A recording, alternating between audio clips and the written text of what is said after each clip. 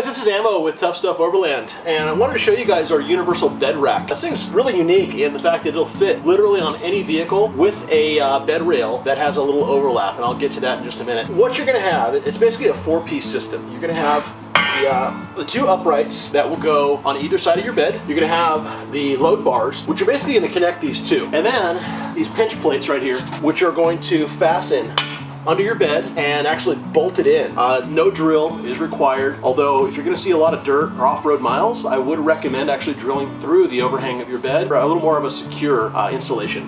Right here we give you all the necessary hardware you're going to need, and we also have an option for the Toyota guys. Most of the Tacomas had an option to run a factory installed bed rail. Well, those bed rails are designed to accept these little T-nuts right here. Well, these T-nuts are threaded, so basically all you do is you slide these T-nuts in, and you're going to run the bolt through here, and it's going to go into the T-nut, and it doesn't require any drilling. Makes it really easy for you guys. So if you got a Tacoma, it's a great setup, you guys. So on the bed rack, we actually added light tabs or accessory tabs. So depending on what you're trying to mount on here, you can have some underhanging lights that'll illuminate your bed, rear facing, let's say amber marker lights or dust lights. That just allows you to add a few things on. We also have clamps that can clamp on to these bars right here, so you can add on any additional accessories, whether it be like a Rotopax mount or a jack mount, shovel mount, something like that. So we're gonna go ahead and get to this install. So I'm doing this install by myself. If you've got an extra hand, it's not gonna hurt. So what I typically do is, if I'm doing this by myself, I will set up one side and just kind of pre-install it here.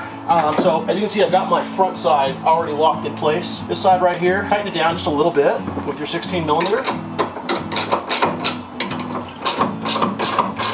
It's not going to stay in place. It's still going to want to walk a little bit. Remember, the weight of this thing is going to be down. It's not going to be kicking it in. So I like to have my load bars already ready to go, and then my other side ready to install. So what I do is I use my own body weight here, slide these in, okay, kind of lean up against it to keep it in place, because again, it's going to want to come down automatically. Put your second load bar in. If you use a little silicone spray, these won't bind. Keep in mind, these are powder coated and they might bind a little bit. If you add a little silicone spray here, they're going to slide in a lot better. So once you have your load bars, come over to the opposite side. I'm going to place it up on top of your bed and start sliding your load bars in. There you go. Now it's self-supporting. This is where the silicone spray comes in handy, as you can walk this thing over this way.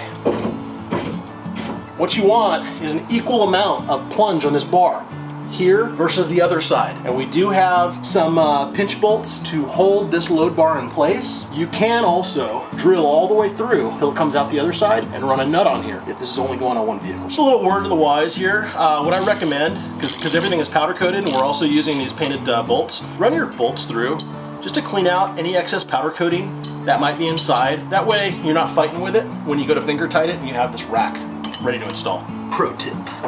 So one thing I did want to point out to you guys, you may not know this, but most all beds out there, full size, mid size, they have a slight bob to them, meaning they're a little wider up here than they are back here. So when you see this gap right here, notice this gap versus this gap, it's much different. Don't freak out, it's normal. We can only accommodate for so much bow. So it's metal, it's not gonna hurt it.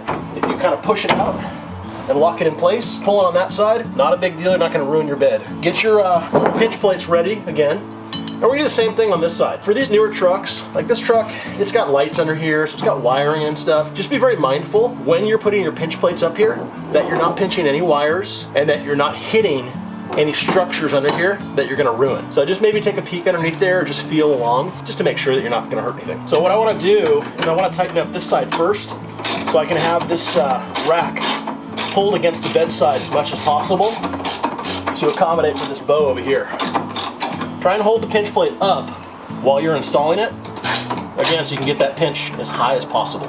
So if this bow is really giving you some problems, what we suggest is using these set screws right here, these set bolts, which lock this load bar into place. So what you can do is you can basically permanently spread this thing out. Maybe you have one person over here pulling it and you pulling it over on the other side, run these retaining bolts in, and that'll lock this load bar in place so it spreads it. Hey guys, so we've got the whole rack set up here. Last and final piece is going to be these two little set bolts for this rear load bar. Now I want to point something out. Because of that bow in the bed that I mentioned, there is a lot of tension on these load bars. I cannot move these things at all because what's happened is the outer structure has kicked out a little bit, so it opens these up just a hair, which is going to lock these load bars in place. These are optional. If these things aren't moving, I wouldn't even mess with them, but we're going to put them in as a precaution because this thing does see some dirt and vibration makes everything loosen. So I would recommend it. This is a 13 millimeter. Run these things down, don't kill them. You're only running about an 1/8 inch of thread.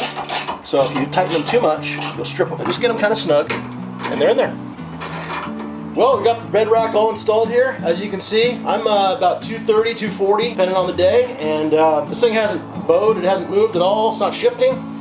So get your bed rack now on toughstuff4x4.com.